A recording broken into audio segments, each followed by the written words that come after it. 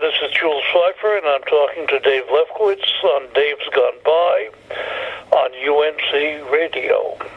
Welcome back to Dave's Gone By here on this fine Saturday, and I am honored tremendously to be talking to our guest today. He has been a cartoonist for, 50, 60, maybe 70 years at this point. He's also a playwright, an Oscar-winning animator, a screenwriter, and now he is even a librettist. Oh yes, I get to talk about theater because I love that more than anything.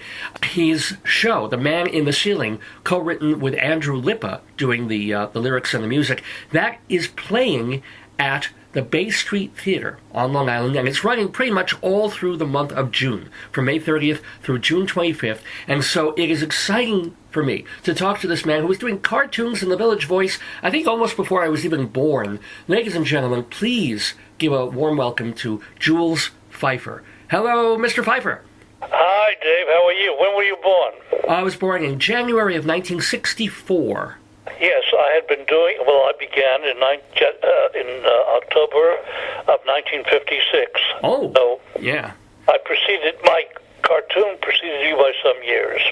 Before you got into the Village Voice, you were mentored by a fellow named Will Eisner, and kind of curious some of the things that you learned from being his apprentice, as it were. Well, there was no official apprenticeship. I was just hired to help out in the studio, and which began with erasing pages on his extraordinary adventure strip called The Spirit, and erase pages, rule pages, fill in blacks, keep out of trouble, and be the office wise guy, all of which I did inadequately except to be the office wise guy. And over a period of years, I took on more responsibility. I was the colorist for a while, and ended up writing scripts. Now, at least according to the Wikipedia page on you, it took a while for him to actually believe you had talent. You obviously had the drive. Yeah. I think it took about 40 years. Oh, no. I meant Will Eisner at the very least. No, Will was a brilliant, and both technically and artistically, and he would lose patience with my boyhood, and I must say following boyhood stupidity on anything technological, because he was pretty good at this stuff, and I was not good at it, and never did get good at it to this day. Well, no, that's ridiculous. I mean, you must know that you have a certain level of talent at this point. I mean, you're not Picasso. You're not reinventing. I did reinvent all sorts of things. Yeah, that's true, actually. But Will came to appreciate my gifts in later years, but at the time he didn't. But that was never anything that troubled me. I had great admiration for him, and he was an extraordinary person.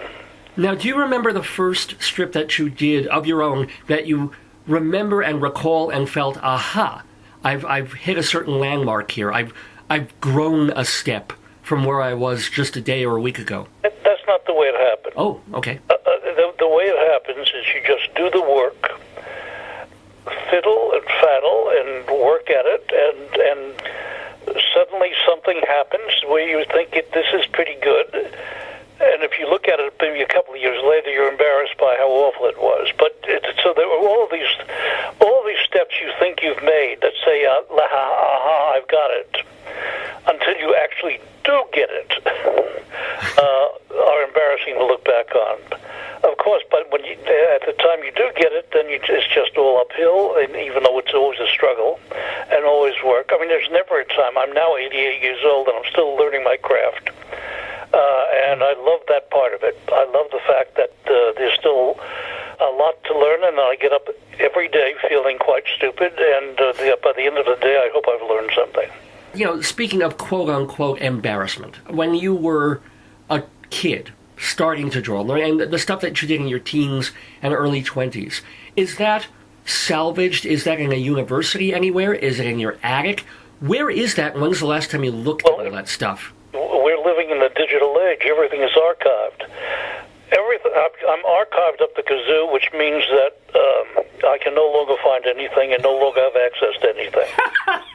Well, so I know there's some. When it was all stuffed in the closet, I knew where everything was. Yeah.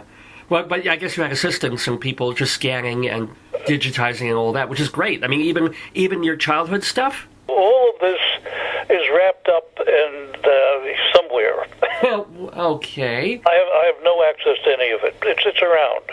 Okay. Well, I mean, I hope at some point you and Hallie and you know. I did these little comic books as a kid. I wrote a memoir called Backing Into Forward, in which there were copies of some of the things I did as a kid, and some people actually want to run those things, and to this day sell them for money, which shocks me and pleases me.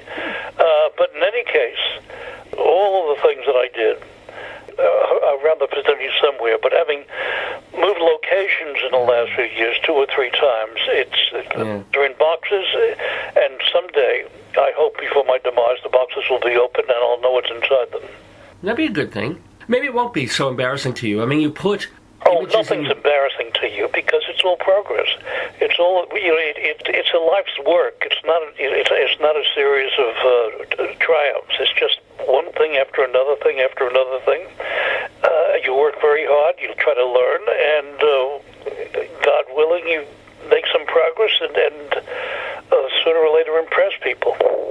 Speaking of forward progress, kind of a weird segue here, but unfortunately I have not had a chance to read Memoir Backing Into Forward, but apparently there's a section in there about where you traveled cross-country when you were young. Yes. Now, why do you ask that in particular? Well, just because I'd be curious about any funny, interesting, weird, scary, or... No, it's what's interesting about that is that I was a Jewish boy in the Bronx, afraid of my shadow, yeah. Encouraged by my mother to be afraid of my shadow, because that way I might never leave home, and which was a major interest of hers, and finally, at the age of 16 or 17, yes, I know. I remember now. I was about to be drafted. The Korean War was going on at the time. And so I knew by 1951 that I would probably be in the Army. So in 1950, when I was still working for Eisner, I told them I was taking a leave of absence, and with a friend of mine started hitchhiking from New York to California because on the theory that if I was going to die for my country, I may as well get a look at something outside the Bronx and see what the country looked like. Good for you. And I was terrified of leaving the neighborhood. I was terrified. I was always afraid of my shadow and fearful of everything. And what the trip across country did, first with my friend, and then he and I got into a fight. And he took off, and I was on my own in Chicago, Illinois, and holding my thumb out in the road. And after 4 or 5 days, I found myself in San Francisco, and then about 4 or 5 days later in Los Angeles. And I discovered that instead of one risk after another and risking my life and being terrified one time after another, that I had walked into a Frank Capra movie. Everybody was lovely. Everybody was sweet. There were only a couple of tense situations, which I managed, to my amazement, to talk myself out of. And that I turned out to be far more resourceful and even grown up than I anticipated. So that trip, which took no more than about two and a half weeks, was when I realized, in a way, who I might become as a grown-up. It educated me into not being afraid of my shadow, and as a matter of fact, when I felt fear, rather than run away from it, to run toward it, and I've been doing that ever since. Well, wait a minute. You did go into the Army. I went into the Army the following January. And that too changed my life, because up until then, all I wanted to do was a version of The Spirit, do an adventure cartoon, or to do a humor strip in the style then of Al Cap's The Labna. But all of my ambitions were about newspaper comic strips. And when I got into the Army during the Korean War, and there was also a period of rising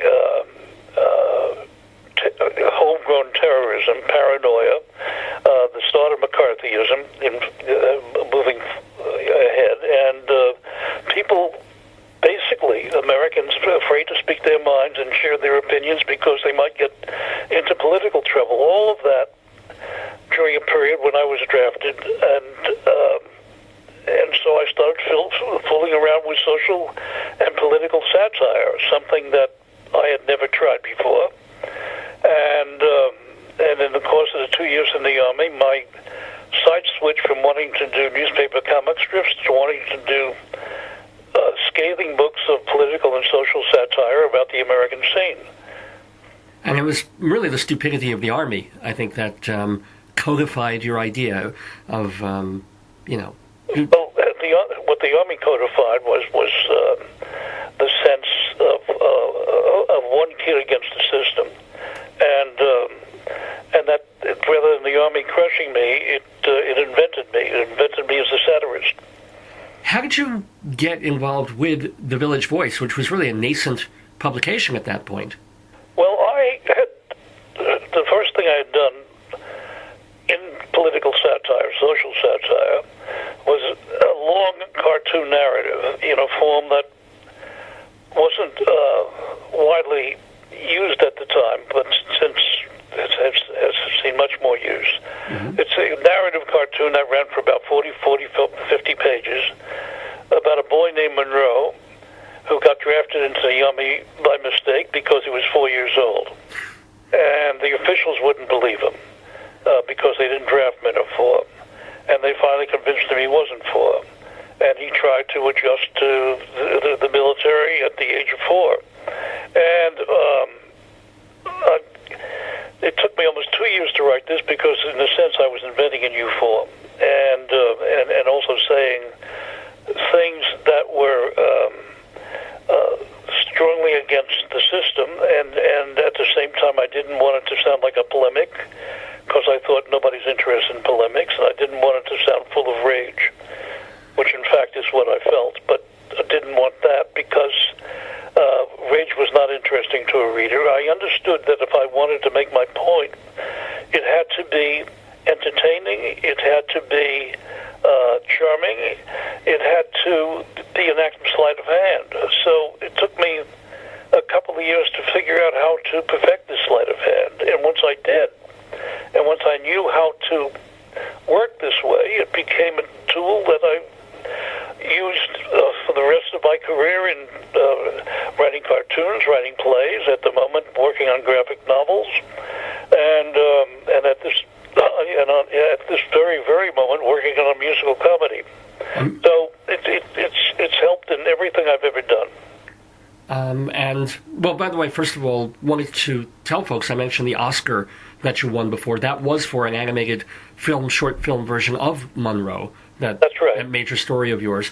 But I also asked about, specifically, how did you get Monroe into The Village Voice? How did you hook up with Ross Whetstone, maybe it was, or, God, was it Norman Mailer? How did you get involved over there?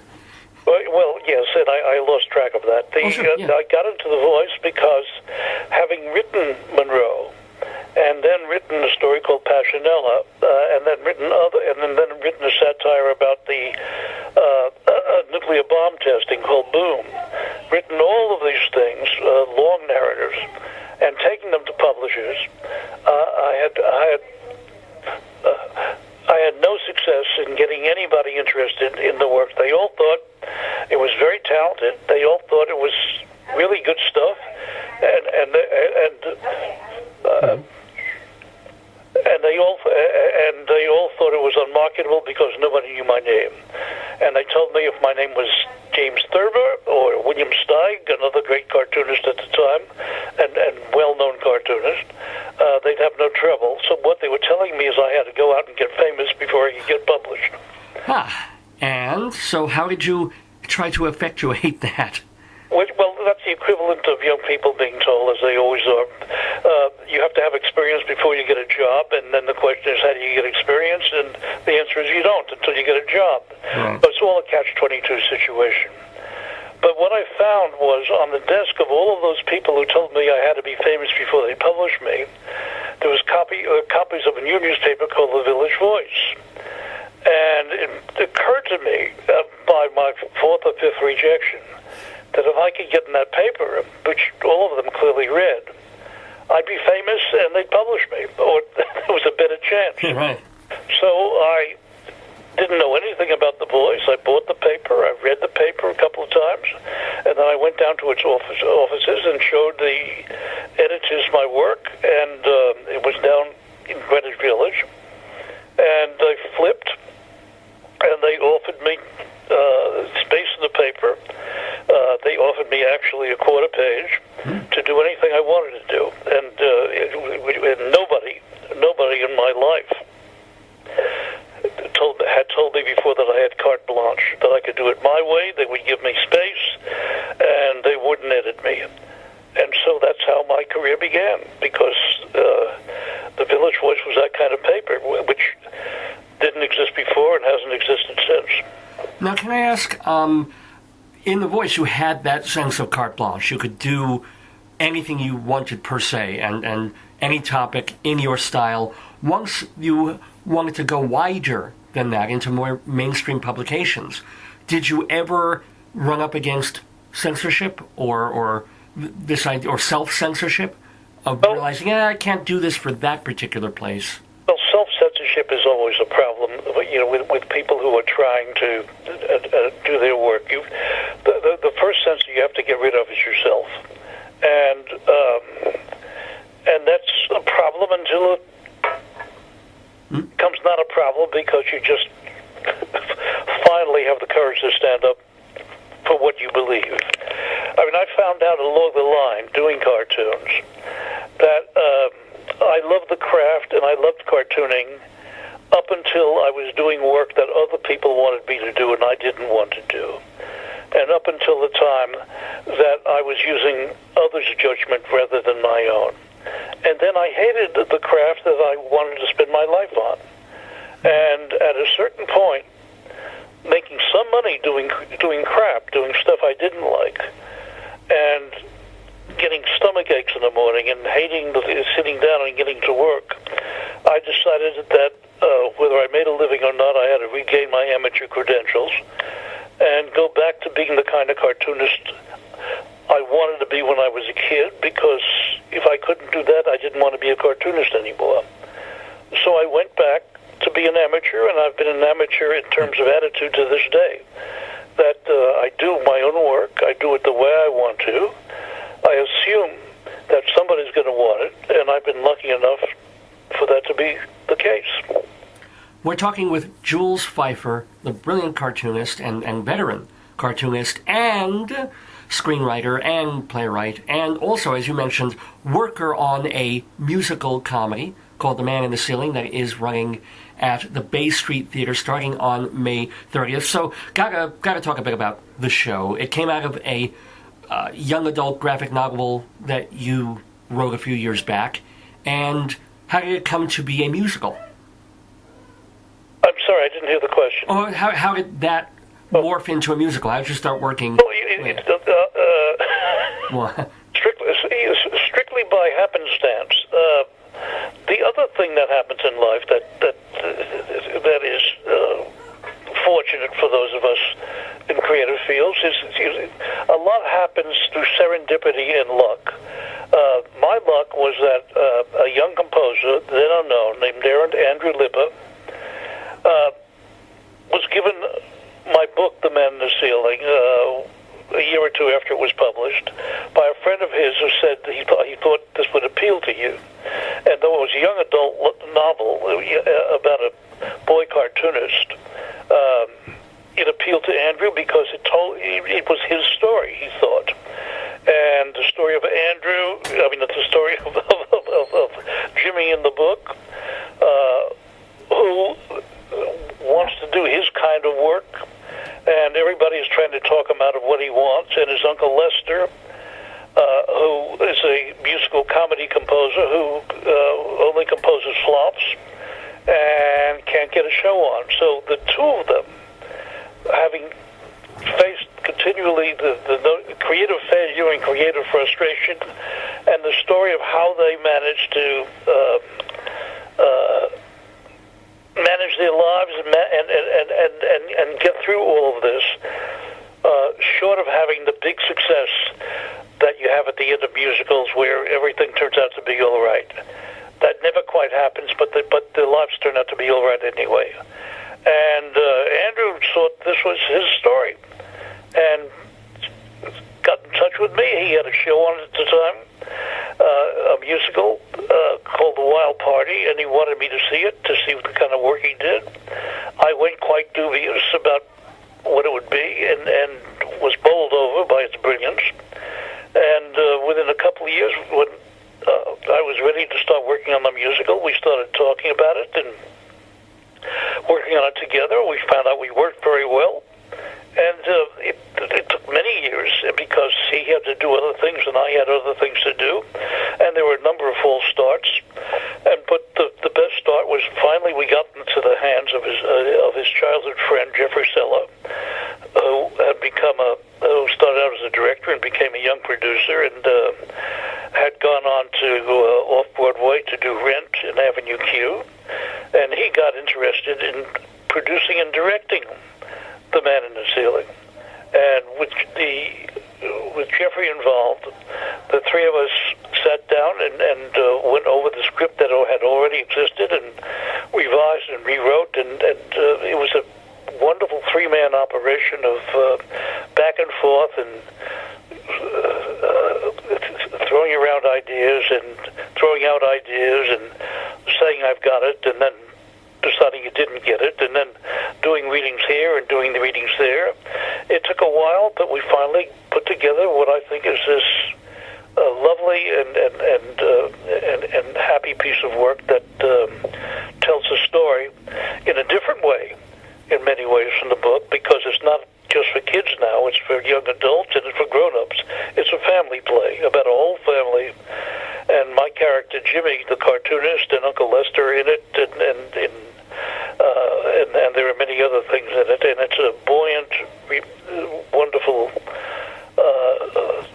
transforming piece of work as we now have it. Well, at least that's the book writer's opinion. Well, you guys did a reading of it at Bay Street last year, and it went well enough that the audience was like, yeah, how come we can't really see this as a full, complete production? So, well, it went well enough so that we got a standing ovation, and then we got into a conversation with all of the audience who basically were so enthused that Bay Street had no choice but to put it on as a production. Well, what are you most excited about in the fruition of taking the book that you wrote and having it as a musical? What opened up to you in the story or in the transformation from the page literally to the stage? Well, I've worked in theater far longer than I was doing children's books. I started writing plays in 1966. The first play, which got on in 67, was a play called Little Murders. And following that, I had a lot of experience. I've written, 12, 13 plays. So,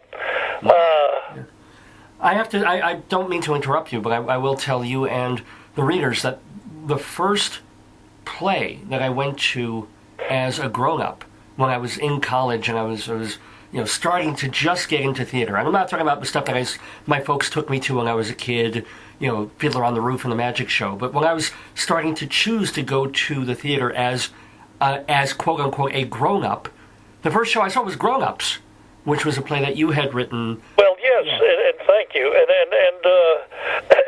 And Grown Ups was an autobiographical play written in the 1980s, and it was nominated for a Pulitzer. And it was a wonderful production, directed by John Madden, who's now later did Shakespeare in Love and those wonderful Indian hotel movies, the Marigold Hotel. Oh, yeah. Yes,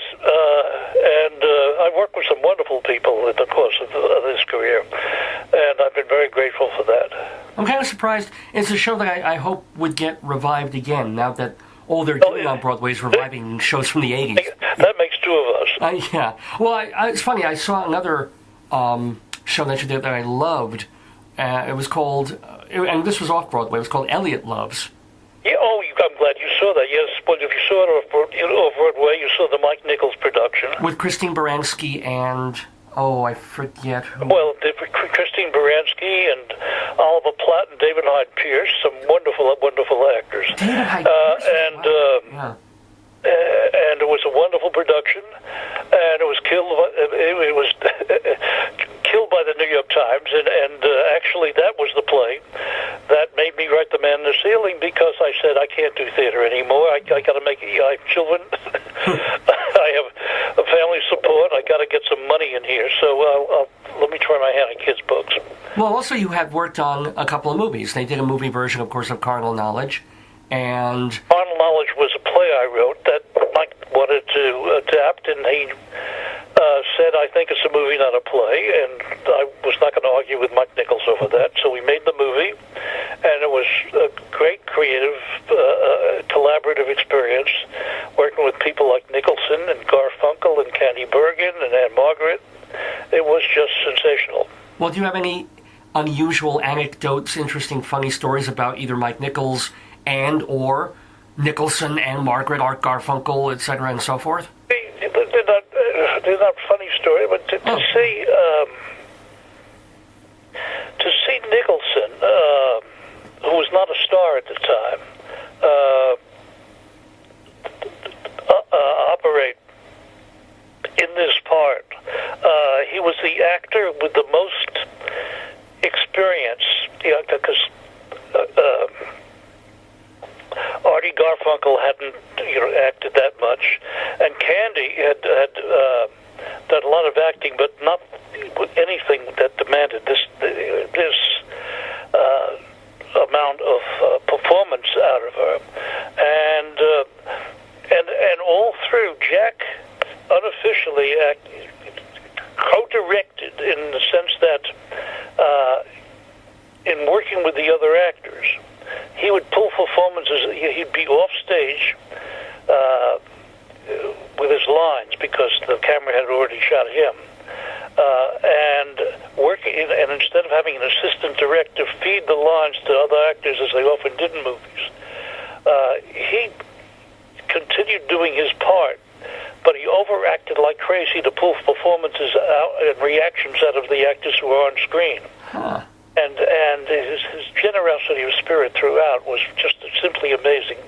And then, of course, he would do scenes, which when I wrote, I thought no actor can get full value out of all of this, because I just have too many complicated emotions in here, and he'd get everything I wrote on the first take. He was remarkable, but everybody was on this film. Wow. And then you, by the way, any Mike Nichols memories? Because I've heard he was quite an extraordinary person. Well, I got to know Mike because when I was in the early years of doing my comic strip in The Voice, thinking I was the only one working in this film, I went home one night and turned on a TV, and there was a CBS show called Omnibus at the time. And they introduced a new comedy act called Mike Nichols and Elaine May, who had just come on the scene. They were at a nightclub in New York. And I saw these two performers, Mike and Elaine, doing the kind of comedy that I was trying to, the kind of social satire that I was trying to put in my Village Voice strip. And it was on a level I couldn't believe, and brilliant in a way I couldn't believe. So I immediately went out and started watching their act, and we became friends, and it became a relationship that helped shape my career and my later life. And Mike's friendship was very important to me. It still is, because he's still part of me, although he's gone. He was smart and quick, and his judgments were right on the money, and the way he worked with actors and the way he worked with writers,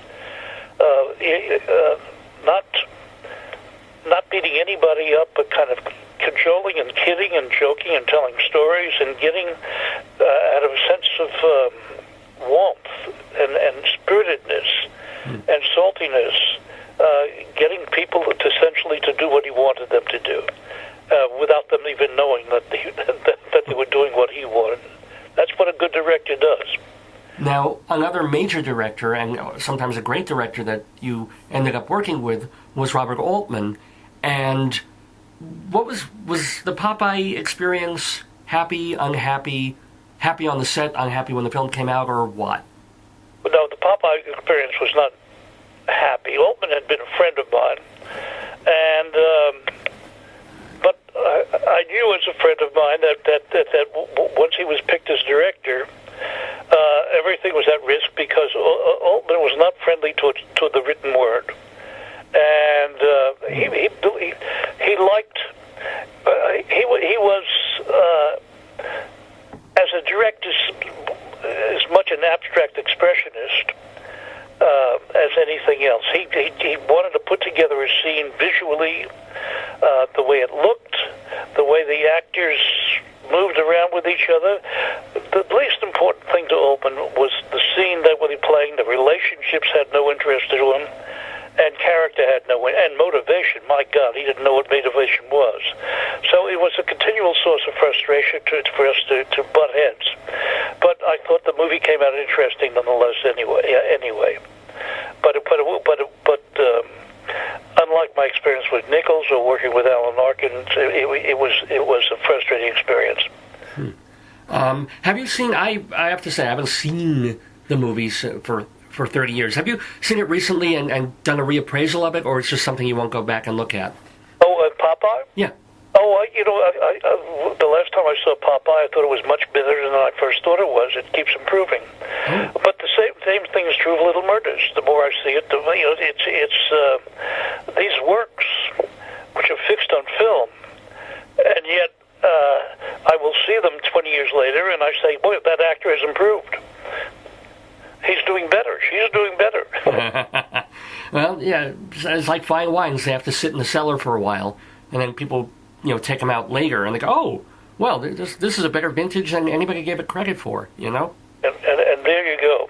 So in any case, getting back to where we were talking about before, all this experience in theater and film taught me that when I adapt, when my book, The Man in the Ceiling, is going to be a theater piece, and for that matter, a musical piece, I have to overlook what was in the book and take the sensibility, what the story that I want to tell, that we all want to tell on stage, and transform it into what will work musically. And not everything that was on the page is going to work musically. Oh, sure. So that's what we did. So there are a lot of differences, and in the actual text of the play as opposed to the text of the children's novel. But the story it tells is exactly the same. The point is the same, and if anything, it makes the point even better than the book did, I think. So it's been a remarkable experience for me, and that's simply because of this extraordinary collaboration between Andrew and Jeffrey Seller and myself.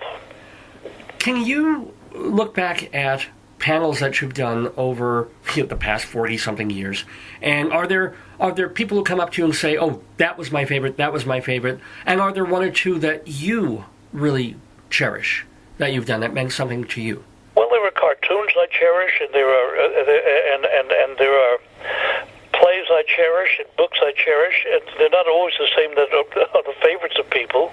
But in fact, there are things that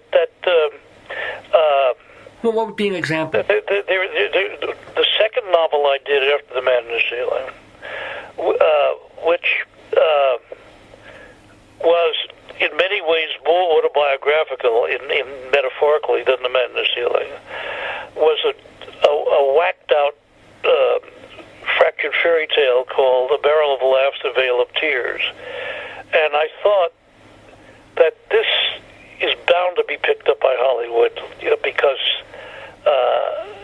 if they could do something like The Princess Bride and make such a success of it. This is right in that field, but over the years, nobody was ever interested. I never got anybody to do anything with it. And this came out in the 90s, and just 8 or 9 months ago, I got a letter from a 20-year-old, a 28-year-old music student. Well, she's not a student anymore. She's a composer, and who was about to have a series of concerts at Lincoln Center.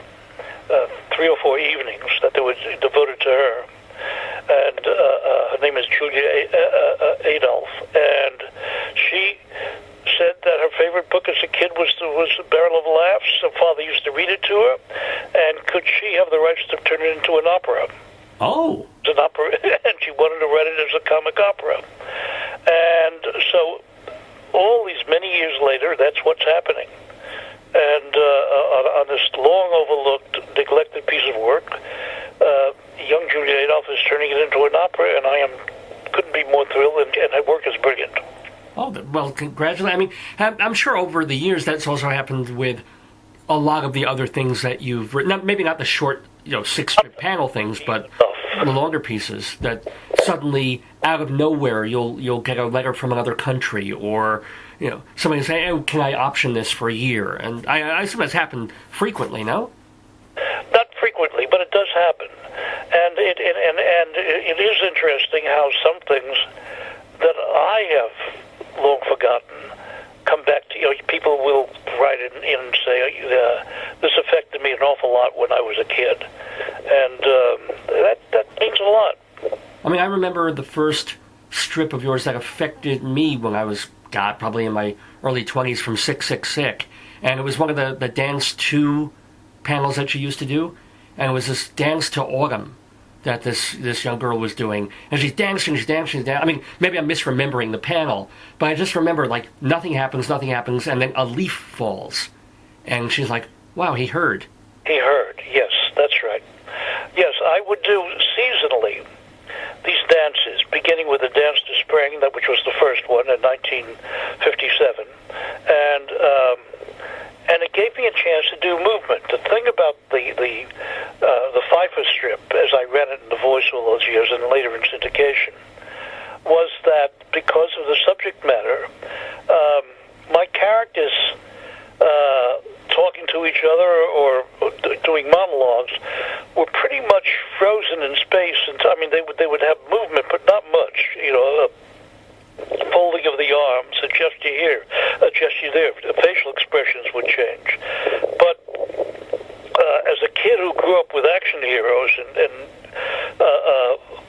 there was no action, and doing the dances gave me a chance to do movement and to do gesture and to play with space. And then later on, that led to me doing these Fred Astaire drawings, first in strips and then for my own pleasure. So back in the 90s, I started doing these large Fred Astaire watercolors, tap dances, that put on some music late at night and start doing these improvisational drawings. And I do them to this day, and eventually there's going to be a book of them. What do you do when you're not working on something? I mean, because you always have commissions going on, you always have another thing to be working on. What hobbies do you have when you lay down the brush or the pen and the easel, Well, this is play to me. This is serious play, but it's play. So I don't have any hobbies. I mean, my hobby is my life. It's the drawing, the writing, the reacting. It's all of this is a form of serious play. And so, there was no sport I was ever any good at because my coordination, my hand-eye coordination doesn't exist. So, which is hilarious considering that you're a cartoonist. But there you go. Yeah. I couldn't catch or throw a ball, and so my sport and my hobby and my joy is what I do for a living. Now, the other interesting thing is that just a year or two ago, you got married again for the third time. At this stage... Who's counting? There is a very Jewish answer. But why? Why would you... No, but you know what I mean. I mean, you've been married twice, and you're not 50, so why make that particular step? Especially from a man who wrote Carnal Knowledge, for crying out loud. So, yeah. Don't think... Before I met Joan Holden, one of the things I was sure of, having made this mistake more than twice, because I didn't necessarily have to be married to be in long 9 or 10-year relationships that didn't pan out finally. I thought, well, I think I'm better off alone. And it turned out I wasn't. It turned out I was wrong, not for the first time. So I am now married to a woman I am mad for, and we are very happy. And she's a writer, and has been a painter, and we are more than husband and wife, or as much as husband and wife. We're companions, and I've never had a companion more companionable, and it's a very happy existence. So that's the secret, is to have someone who is really a companion, and it doesn't hurt that she's an artist as well, so she sort of understands. Sometimes, if there are competing egos, it does, but we get along well. Well, that's huge. That's wonderful, and it's been great getting along here on the radio so well with the great Jules Feiffer. Remember, everybody, that you can go see the musical based on his book, the musical that he's written the libretto for. It's called The Man in the Ceiling, and it's got a score by Andrew Lippa, directed by Jeffrey Seller. It's happening at the Bay Street Theater starting May 30th and running to June 25th. So you're definitely... I want to interrupt. Sure. That in addition to my talented wife, I have two very talented children. My daughter, Hallie Feiffer, is out in Hollywood now writing scripts, and a play of hers is about to go into production out there, and she's had great success as a playwright in New York. Yeah. As an actress and as a writer. And my eldest daughter, Kate, is a writer of children's books and an editor up on Martha's Vineyard in Massachusetts. And both of them brilliant in their craft and their forms. And I have a brilliant granddaughter. So it's a very, very fulfilled life and fulfilled existence. I mean, how can you ask for more? I guess the last question that I will ask Jules Feiffer, as I thank you so much for being with us, is by 1970, Tom Lehrer, I'm sure you know who Tom Lehrer is, had decided to stop writing satirical songs. He had only 3 albums out, and did the stuff on That Was the Week That Was. But he gave the excuse that he wasn't finding the news funny anymore, or the issues were too dark, or they were just too complex to make fun of in like a 3-minute comedy song. How did you end up doing kind of political social humor for 40-plus years without running into the same sort of, everything's too dark and complex to deal with? Well, when I stopped doing the strip, which was in The Voice, which was around 2002 or so, it was Bush versus Gore. I really was tired of it, and I did stop at that time. I thought I didn't have anything more to say, but in addition, I had believed, foolishly as it turned out, that I was doing more than political and social satire. I was helping to change things along with many others. And as we now see in the age of Donald Trump, all the changes were in reverse. So this is not a career in which I help. Yeah, you kind of we help for one cycle, and then everything backpedals. But so I swore off the politics. So what I found out is that in the work, that writing the series of graphic novels that I've been working on for, I don't know, 6 or 7 years now, called Kill My Mother, the final one, which I'm in the process of when I'm not doing my musical and another children's book, is called The Ghost Script, and it's about the blacklist in 1953. And I discovered, although the book was finished in terms of text, I finished the storyline about 14 months ago, that it takes place in the age of Trump, although it's 1953. And so politics never leaves, even if I thought I left it. Yeah, well, it will be forever with us, as, on a positive note, your work will be and is. So, Jules Feiffer, very much, David. I can only wish you continued good... You have been in pretty good health, yes? I mean, you're 88, but you're... Until this very moment, thank you. Well, no, I mean, I can't imagine, like, if God forbid you get arthritis or something like that. I mean... Well, I've got I'm hard of hearing, I've got asthma, I have trouble walking, I'm an old man. But I'm out of New York, where if you live in the city, you're reminded of your fragility and your age every minute of the time, because people move around very fast. So I'm out in the country where nothing moves very fast, and that's the pace. That I can keep that pace. Well, certainly your mind continues to move very, very fast and beautifully. So we thank you once again, Jules Feiffer, for being with us in the neighborhood. Much continued art, creativity, and health. I enjoyed our talk. Bye now. Thank you. Bye-bye.